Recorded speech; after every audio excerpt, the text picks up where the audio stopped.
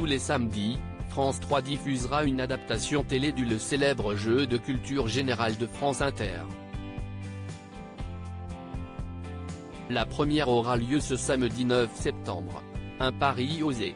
Diffusé pour la première fois le 19 avril 1958, l'actuel jeu des 1000 € est le plus ancien jeu radiophonique de France.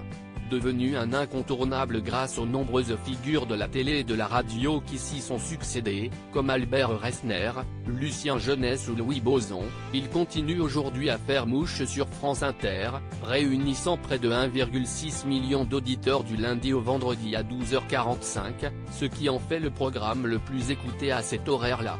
À son lancement, le jeu s'appelait 100 000 francs par jour. Depuis, bien sûr, il a plusieurs fois changé d'appellation pour prendre son nom actuel à partir de 2001, lors du passage à l'euro. Son principe est tout simple, son animateur sillonne la France et interroge des candidats sélectionnés parmi le public sur des questions imaginées par les auditeurs eux-mêmes. Cette fameuse interactivité est la clé d'un succès qui ne démentira plus. Le jeu des 1000 € adapté à la télévision, un élément culte a dû être modifié par la production transposée. Cette recette gagnante sur petit écran relevait du défi. Nicolas Soufflet, qui anime le jeu des 1000 € depuis 2008 sur France Inter, s'est vu confirmé à son poste, mais en binôme avec l'animatrice Karine Tessandier.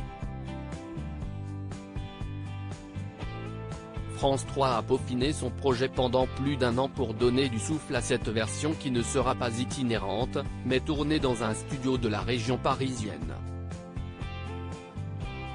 Filmer 2 personnes avec un micro et un animateur avec un casque sur les oreilles n'est pas intéressant.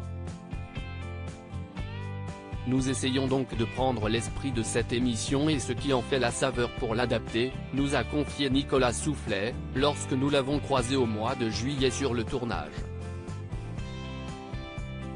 Par exemple, les questions définies par des couleurs, bleu, blanc et rouge, et au niveau de difficulté croissant ont été conservées.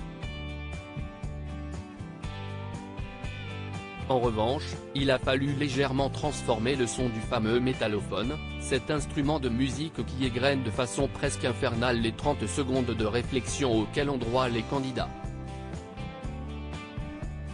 Il a été jugé trop sec pour la télévision. Le jeu des 1000 €, les règles du jeu changées pour l'adaptation télévisée. Il est également apparu nécessaire de transformer certaines règles du jeu. Alors qu'il n'y a qu'une manche à la radio, la version télé propose une manche éliminatoire et une deuxième partie lors de laquelle le binôme qualifié affronte celui des champions. Afin de rappeler la version radio, le vainqueur de ce duel peut tenter le banco et s'il réussit, le super banco qui lui permet de remporter 1000 €.